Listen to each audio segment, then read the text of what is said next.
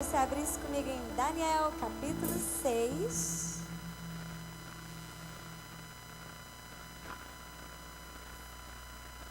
Daniel 6. Pode acender as luzes. Daniel 6, versículo 3. Já deixa aberto também. Daniel 12. Vamos ver. Daniel 6, versículo 3. Olha só. Ora, Daniel se destacou tanto entre os supervisores e os sátrapas por suas grandes qualidades que o rei planejava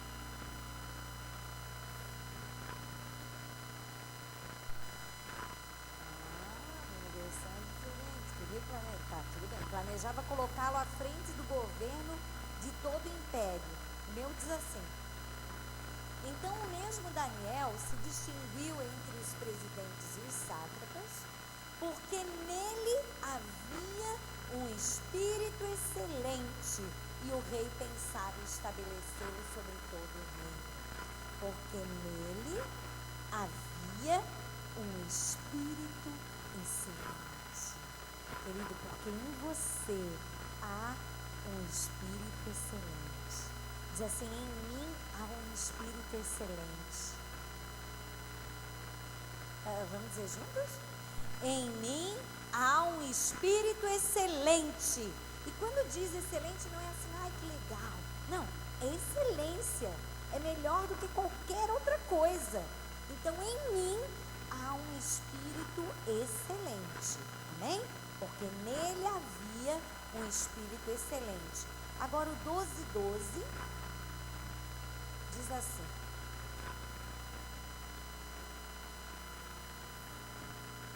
bem-aventurado é o que espera e chega aos 1335 dias. Bem-aventurado é o que? Bem-aventurado é o que? Espera. Então vamos para o 13. Bem-aventurado é o que espera. E agora o 13. Tu, porém, vai-te até que chegue o fim. Então, espera até que chegue o fim. Tem gente que começa as coisas e não termina. Sabe o cursinho de inglês que você já fez 300? The books on the table. Então você sabe aquelas frases básicas, mas na hora de conversar, né? Então você fica todo atrapalhado porque não termina. E muitas são as coisas na nossa vida que nós iniciamos e não terminamos. Nós iniciamos e não terminamos. Só que Daniel tinha um espírito excelente. E a Bíblia diz ali, no versículo 12, bem-aventurado o que espera. E no versículo 13, tu, porém, vai até o fim, até que chegue o fim. Tu, porém, vai-te até que chegue o fim. Então, nós temos que colocar dentro do nosso coração que nós temos um espírito excelente. Que nós precisamos ir até o fim. Mas nós vamos até o fim, sabe por quê? Porque nós vamos esperar em Deus. Amém? Esperando que Ele vai fazer a parte dele. Ele faz sempre a parte dele. E nós vamos fazer a nossa. Fecha os teus olhos. Senhor, nós queremos esse mesmo espírito excelente que estava sobre Daniel, nós cremos que está sobre a nossa vida. Vem, Espírito Santo, Tu és o Espírito excelente. Vem sobre nós, nos indica o caminho da perseverança, o caminho da vitória. Tira de nós todo espírito de derrota, de tristeza, de angústia e coloca dentro de nós, Pai, o Teu poder que se aperfeiçoa nas nossas fraquezas. Obrigada por esta noite, Pai, em nome de Jesus. Amém. Você pode sentar-se.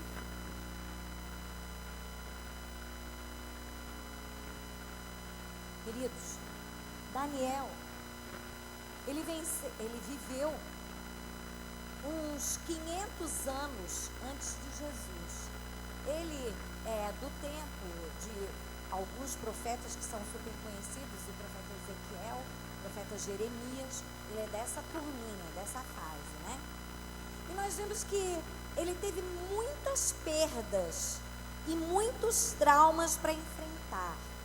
Por que hoje, quando eu estava estudando a palavra, eu pedi, Senhor, eu quero uma palavra que fale aos corações, porque eu tenho ouvido muita gente se queixar de coisas passadas e fazer daquele trauma, daquela dor, uma muleta na sua vida.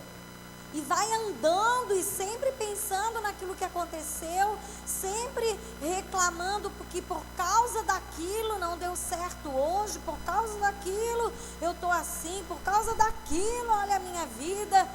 E nós vemos que a história de Daniel, ela é tremenda, porque ela nos ensina a olharmos para frente, ela nos ensina a termos vitória, a não olharmos mais para os traumas, para as coisas ruins que já nos aconteceram, mas colocarmos os nossos olhos firmes no Senhor Jesus, que é a nossa vitória. Ele, nesse versículo 12, quando ele fala, bem-aventurado que espera, no 13, tu porém vai até o fim. Quando ele escreve a respeito dessas coisas, ele já estava com 80 anos. Só que ele chegou na Babilônia com 14 anos. Preste atenção na história dele. Era um menino sadio, legal pra caramba. Um adolescente que já estava assim, começando a florir a vida dele, né? Estava com 14 anos, mais ou menos, os historiadores falam. Estava lá na Babilônia, lá em Jerusalém. E eu posso imaginar Daniel correndo ao redor daqueles muros de Jerusalém. Posso imaginar Daniel indo ao templo, falando com Deus, entregando seu coração na presença do Senhor, feliz da vida, porque Jerusalém era o lugar onde Deus habitava, onde ele poderia falar com o Senhor no templo. Queridos, naquele tempo, eles pensavam que Deus estava restrito a um lugar. O coração deles era guiado por essa mensagem. Por quê? Porque Moisés, quando levantava o templo no deserto, a glória de Deus invadia aquele lugar. E por isso, eles fizeram uma casa para Deus, onde eles esperavam que a glória do Senhor se manifestasse dia após dia. E ele começa a adolescência dele dentro daquele templo de Salomão. Gente, o templo de Salomão, olha, para quem olha essas coisas de ouro aí, não é nada, tá? Era uma riqueza o negócio, era um treco maravilhoso, era ouro para tudo quanto é lugar, era pedra preciosa, era aquela suntuosidade lindíssima. Por quê? Porque eles acreditavam que Deus habitava naquele templo. Só que nós vemos aí, nessa mesma época, uma grande nação despontando, e era a Babilônia. Nabucodonosor, o rei Jeoaquim, todos eles que permearam, né, durante a Babilônia, no seu apogeu, eles procuraram pegar as nações, eles queriam invadir toda a terra.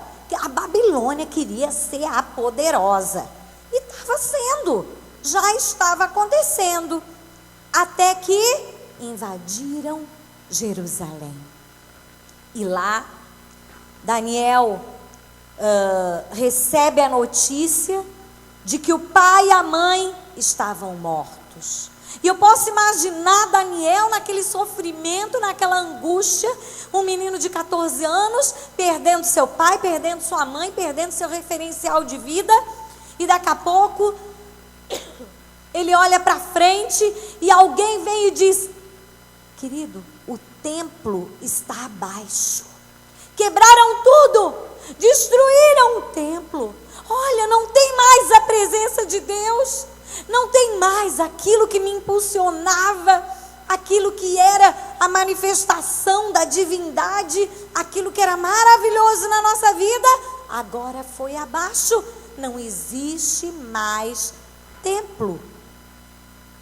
E nós vemos Daniel já triste, angustiado, por não ter mais o seu pai e a sua mãe ao seu lado.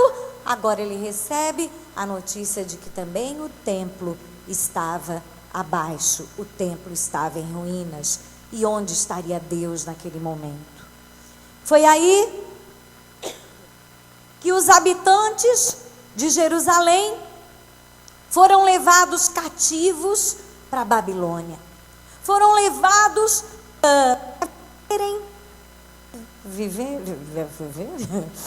foram levados para viverem naquela terra. Deixa eu ver se tem bateria. Tem. Não é que eu de óculos eu não enxergo.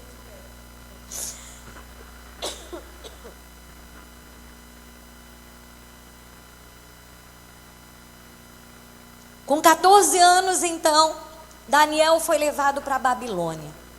Eu imagino que ele teria todos os motivos para ser o mais triste, o mais angustiado, o mais apavorado, sem pai, sem mãe, órfão, numa terra estranha, como escravo. Só que nele, como diz a palavra que nós lemos, porque nele havia um espírito excelente. Querido, quando há um espírito excelente em você, pode cair o templo, mas você se mantém em pé. Amém? Pode vir a desgraceira que for, você vai se manter em pé, porque aquele que tem o Espírito excelente tem o Espírito Santo de Deus todos os dias lhe fortalecendo. O que tinha no coração de Daniel? Caiu tudo? Então vamos recuperar o templo novamente. Eu posso imaginar a vontade dele de recuperar tudo. Só que simplesmente pegam Daniel e levam Daniel para a Babilônia. Daniel chega no palácio do rei que havia matado o seu pai e a sua mãe.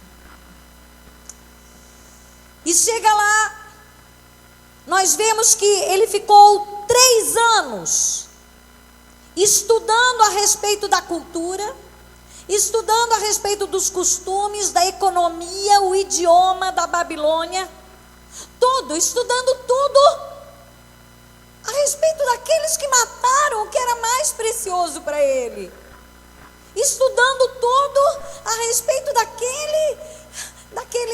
daquela terra que um dia maltratou o próprio povo dele. Mas nós vemos que mesmo assim, Daniel não esmoreceu.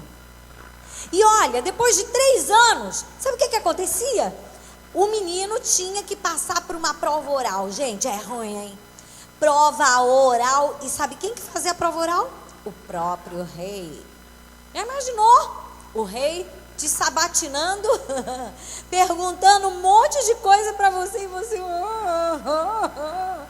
Gente, prova oral é o seguinte, é difícil pra caramba, né? Porque você, para escrever, vem as palavras, você vai botando ali, daí não lembra um pouco, daí depois lembra novamente, volta para aquela pergunta, arruma aquele negocinho ali que você escreveu e tal.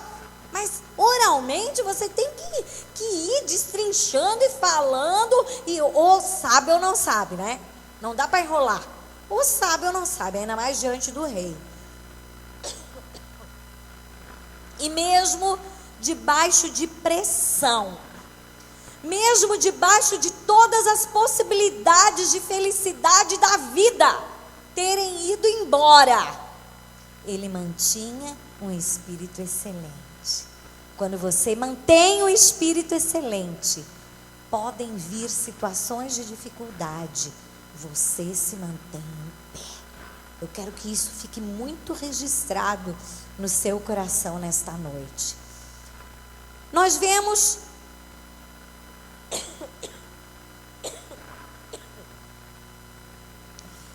que mesmo tendo tudo isso acontecido com Daniel, mesmo o pai e a mãe tendo morrido, mesmo o templo não estando mais lá, ele não se abateu, ele não esmoreceu e ele não desistiu de ser feliz.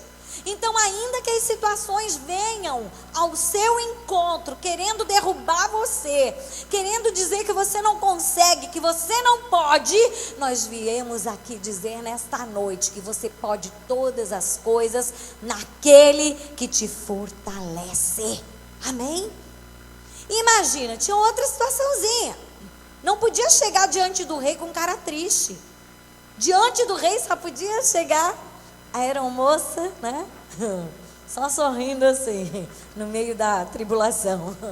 Da tripulação também, né? Então, é o seguinte: quem entrasse com cara feia, de tristeza diante do rei, ele mandava matar. A coisa era punk. A coisa era o seguinte. Só que Daniel, ele sorria. Não porque ele estava sendo forçado, mas porque ele sabia que a vitória viria sobre a vida dele. Querido, sorria. Vamos lá, vamos treinar. Mostra as canjicas aí. Mesmo no dia da angústia, sorria, mantenha-se em pé, exalte o nome do Senhor, não esmoreça, não joga a toalha, não, simplesmente você vai resistir em nome de Jesus. Apesar do rei Nabucodonosor ter roubado toda expectativa de felicidade, de alegria, de motivação no coração dele, ele ainda continuava olhando para Deus e sabendo que o Deus dele não estava restrito a um palácio, não estava restrito a um templo, mas que o Deus dele era com ele. E eu vim dizer para você que o teu Deus é contigo por onde quer que andares, em nome de Jesus. Amém? Vamos fazer como Daniel. Vamos superar as nossas perdas. Quantos motivos você teria para estar chorando nesse momento? Quantas perdas nós já tivemos? Quantas pessoas queridas já se foram embora da nossa vida? Mas nós estamos sorrindo, nós estamos avançando, nós não vamos esmorecer em nome de Jesus. Amém? Porque as nossas perdas não delimitam a nossa vitória.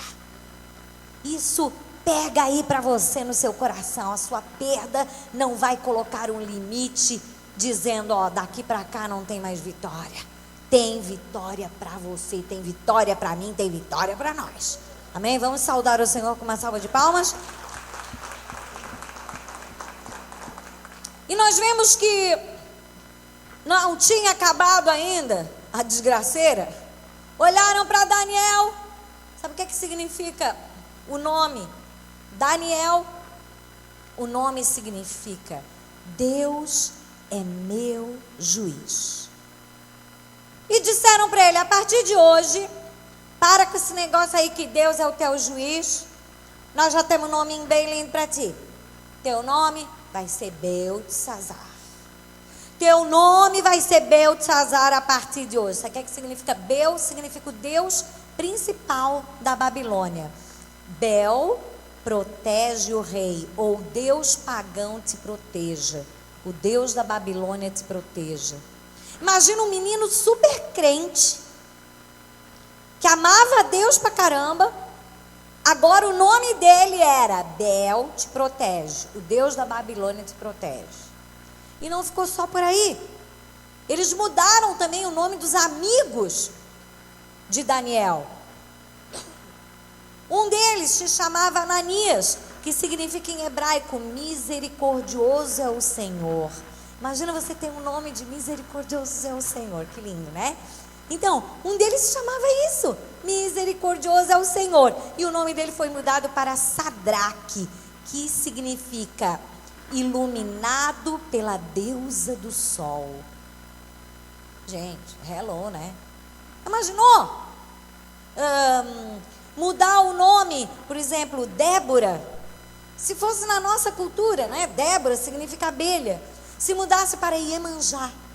Só porque Alguém resolveu te levar cativo para uma terra que a deusa Iemanjá e vão trocar o teu nome para Iemanjá. É a mesma coisa, querido. O outro era Misael, significa quem é como Deus.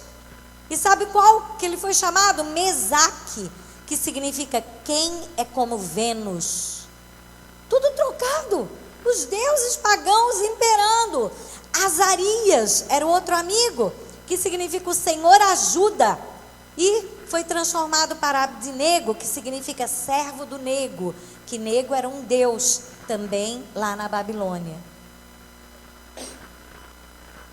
Muitas vezes, o inimigo deste mundo quer mudar o nosso nome, porque ele conhece o poder de um nome.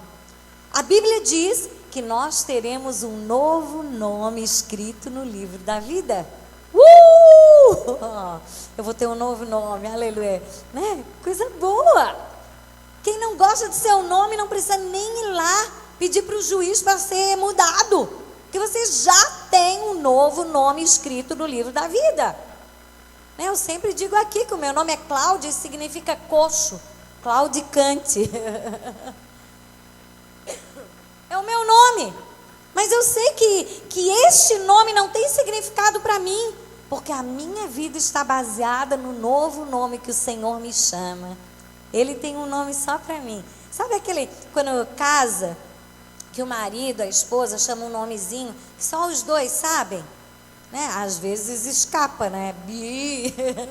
Às vezes escapa, você acaba chamando a pessoa por outro nome, né? Pelo apelido. Mas a gente sabe que é assim que Deus faz. Ele chama na intimidade, Ele quer ter intimidade contigo. Ele quer te chamar pelo teu nome. Amém? Só que o mundo, ele anda nos chamando de triste, desprezado, traído, angustiado, traumatizado. O mundo anda nos chamando por aquilo que um dia nós já fomos. E é isso que a Babilônia de hoje quer incutir dentro do nosso coração. Quer fazer com que nós acreditemos que nós somos tristes, desprezados, fracassados, pobres, falidos, desqualificados. Só que nós temos que absorver aquilo que o Senhor nos chama. E o que Ele chama você é de vencedor, próspero, bem-sucedido, amém? Feliz, bem-aventurado, cheio de graça, guerreiro, persistente, cheio de unção. É isso que Deus te chama, querido. Já imaginou se Daniel dissesse: não, realmente, agora o meu nome significa Bel, então eu não pertenço mais a Deus, agora eu sou um fracassado. Não! Dentro dele havia um espírito. Ei, hello, olha para cá. Dentro dele havia um espírito excelente. E é o mesmo espírito que existe em você. Um espírito excelente. Daniel tinha 2 caminhos. Por isso que eu amei cantar aquela música. Eu já escolhi. Hello, tem escolha. Você pode ser fracassado, entristecido, amargurado, ficar numa cama, ou você pode sair à luta e ser vencedor. Daniel tinha 2 caminhos. Ele podia escolher: ah, não, eu sou um órfão, eu sou um traumatizado, eu sou um revoltado. Olha, eu vou olhar para essa crise, para esse vale, para essa peneira. Tem gente que chama de tanta coisa, né, para crise. É uma peneira, é um vale, é um deserto, é uma prova, é um momento ruim. Mas é só um momento. Você está passando por ele, tchau, estou indo embora, entendeu? Não é para ficar ali e dizer: ai, é mesmo, né? Eu não presto, nada para mim dá certo, nada é legal. Não, meu irmão. É tempo de você se levantar em vitória contra toda ideia, contra todo nome que este mundo, que essa Babilônia atual quer colocar no seu coração para você viver. Olha, se a rainha Jezabel não tivesse passado pela vida de Elias, Elias não ia ser o que Elias era. Né? A gente vê que se Moisés, se o povo não tivesse ido cativo para o Egito, Moisés não ia ser quem ele era, o grande libertador. Se Golias não tivesse ido à frente como um gigante na frente de Davi, ele não seria o guerreiro que tinha enfrentado o gigante que teria vencido. Então, queridos, as dificuldades vêm à nossa frente como oportunidades para que Deus nos faça crescer e nos faça vitoriosos. Deus não permite que o inimigo coloque dificuldade se não for para você vencer, porque você é filho. Quem é pai aqui que vai dizer, vai para a dificuldade, não. O pai quer proteger, o pai quer cuidar, e assim é o nosso Deus. Ele, no meio da dificuldade que Satanás lança sobre a nossa vida, o Senhor é aquele que nos cuida, que nos cobre de carinho, que nos faz ser vencedores. Amém? Olha para o lado aí, para alguém, e diz assim: Daniel jamais permitiu que os problemas do passado sufocassem o seu presente e assassinassem o seu futuro. E você também não vai permitir, em nome de Jesus. Amém? Você crê que isso é uma verdade na sua vida? Vamos bater uma salva de palmas ao Senhor. Então o problema só é problema se a gente enxergar de maneira desesperada. Que assim, quando tem um problema e você se desespera, o problema fica maior ainda, porque além do problema ainda tem o desespero dentro de você. Então, a gente tem que começar a olhar para o problema como oportunidade para Deus agir, como algo que Deus pode fazer com que tudo mude. Olha só a diferença entre Daniel e os conterrâneos dele. A Bíblia diz que eles sentavam diante do rio da Babilônia e colocavam as suas harpas que eles tocavam no templo, já que o templo tinha sido destruído e já que eles foram levados cativos, escravos, numa terra distante. Eles chegavam diante do rio, penduravam as suas harpas nos salgueiros, porque ao redor do rio tinham vários salgueiros. Eles chamam até a planta que chora, né? E tem gente que diz que tem conexão com isso, que o escritor botou, que era no salgueiro, porque é a planta que chora. Mas o povo daquele lugar, o povo babilônico, chegava para eles e dizia: ai, toca uma musiquinha para a gente se distrair aqui, toca, né? Vamos fazer um dancing aqui ao redor, um dancing não, né? Uma balada, vamos fazer não sei mais o nome desse negócio, mas vamos fazer uma música que vão nos distrai, por favor. E eles olhavam assim: ah, não, por favor, né? Não vou distrair ninguém. Sabe por quê? Eles penduraram a harpa. O canto deles não era para distrair ninguém. O canto deles era para exaltar o nome do Senhor. Mas, minha irmã, eu pergunto nessa noite: será que você não pendurou a sua harpa? E está deixando o saudosismo? Eles sentavam embaixo da árvore e ficavam: ai, naquele tempo que era bom, né? Naquela igreja, ai, lembra lá na Betel, lá em cima, era tão legal, né? Lembra, era escrito de Cristo é real. Cristo é real. Ai, mas era tão bom, vamos pendurar a harpa e vamos conversar só sobre o passado.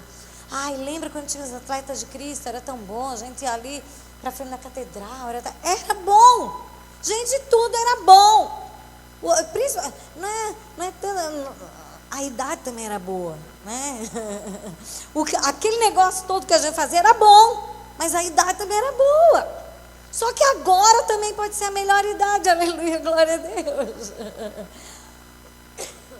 Então, quando a gente pendura a chuteira, alguns penduram a chuteira, não é a harpa, né? Quando a gente pendura a harpa no salgueiro e começa só a relembrar a gente começa a viver um saudosismo. E o saudosismo mata a esperança do amanhã. O saudosismo, querido, faz você desanimar através daquela nostalgia. E você começa a morar na cidade da saudade. Você começa a ficar ali naquela saudade, aquilo ali vai determinando que não tem nada melhor para você viver. Satanás vive dizendo que você já viveu o melhor. Mas por isso que nós cantamos nesse altar, o melhor de Deus ainda está por vir. Porque é sempre o melhor. Eu não quero ser como eu era naquele tempo, eu quero ser como eu sou. Porque hoje eu já tenho a experiência de tudo aquilo que eu vivi. E todas as minhas perdas, os meus traumas, as minhas tristezas, Jesus já levou na cruz do Calvário. E pelas pisaduras dele, nós já fomos sarados. Eu não preciso ficar vivendo de saudade. Eu não posso viver na cidade da saudade. Eu tenho que viver na cidade de Florianópolis hoje. Aqui, na rua Padre Miguelinho, número 96. Aqui, neste lugar. Aqui, agora. Né? Isso aqui é antigo, né? Eu acho que muita gente não sabe o que é. Então...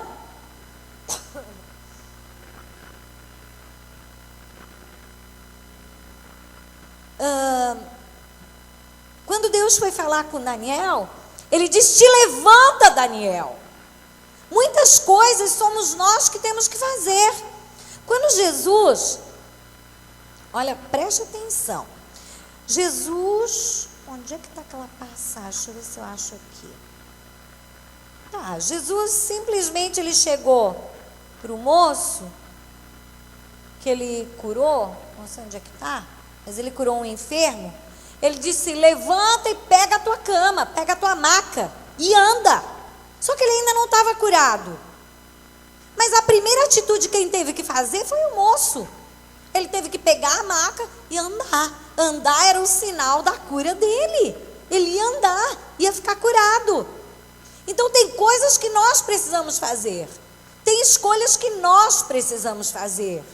Ou você escolhe chorar, ser saudosista, colocar a tua harpa no salgueiro e desanimar, ou você escolhe: eu vou para frente, eu vou, bota sangue nos olhos e vai para a tua vitória.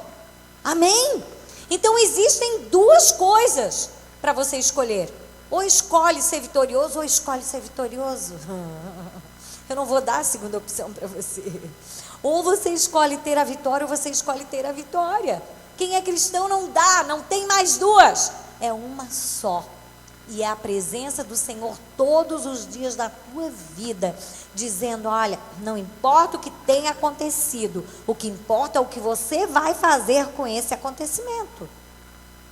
Foi para a Babilônia? Foi, é fato, já aconteceu. O que eu vou fazer com a Babilônia? Vou chorar? Vou me desesperar? Vou começar a maquinar o holocausto dos babilônicos? Não! Eu vou ser feliz ali na Babilônia.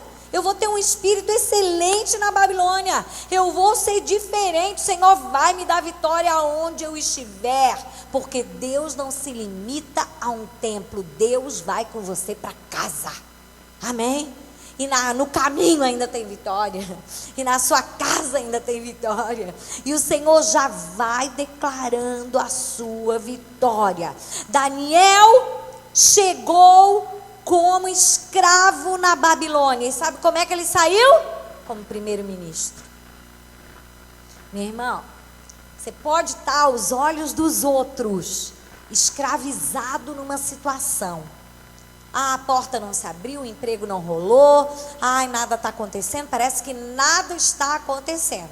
Eu posso imaginar Daniel lá na Babilônia, e se ele quisesse, ele podia estar dizendo assim: ó, órfão, deixado de lado, agora tem que estudar 3 anos, essa porcaria, essa cultura desse inimigo aí que matou meu pai e minha mãe, e ainda derrubou o templo, eu sou um revoltado. Então assim, razões ele teria.